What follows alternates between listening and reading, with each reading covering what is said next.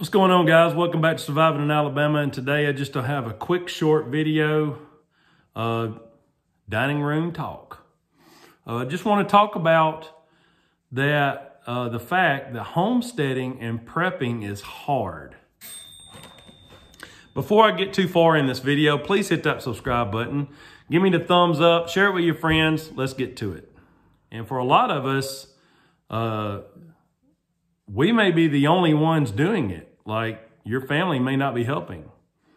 And so what I want to talk about today is it's a very hard lifestyle, and you have to be diligent, and you have to keep at it, because being able to support yourself and grow food and prepare for the unknown is a real thing.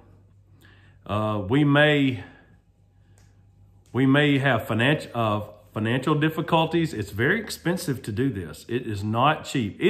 I think that it's actually cheaper just to go to the grocery store. Not always, but for the most part. Especially if you don't have the infrastructure. So if you're just starting out and, you buy a raw piece of land and you go out and, you start building a house, you start building fence, you start buying animals, you start building pens, you start buying all this stuff for animals, buying soil, making soil, building raised, all these things are very expensive.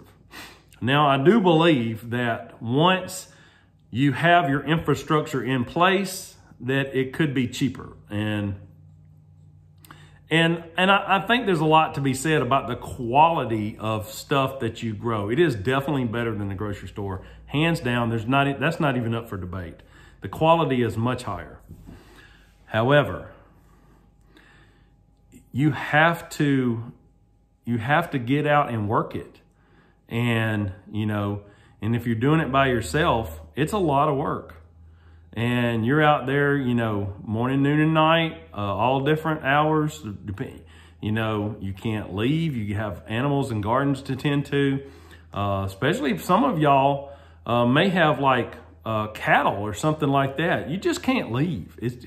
You have to plan for that. But my whole point to all this is don't give up. You can do it. If you've not started this lifestyle, I would highly suggest that you do that, and start small. Go buy some rice and beans and put it up, because the very reason that we do what we do is, number one, quality of food is number one. Number two is you don't know what's going to happen in the future. We could absolutely have a hurricane, earthquake. I mean, you people out in California, y'all know what I'm talking about. Y'all have an earthquake and you could go days or weeks without being able to go to the store or whatever.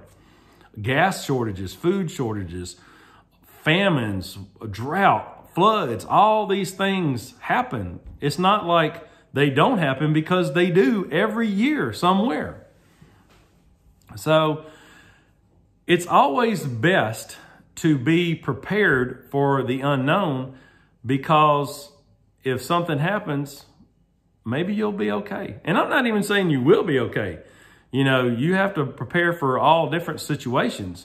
It's just that you may have food where your neighbor doesn't. And in an emergency situation, you may end up having to help them. And your family, if something happened, they would see absolutely the necessity of what you've been working towards all this time, and all the hard work that you put into it will pay off. So my message is, homesteading is hard. Preparing is hard. Don't give up. Keep at it and get with it. Don't forget to like, share, and subscribe. Please hit that subscribe button. God bless.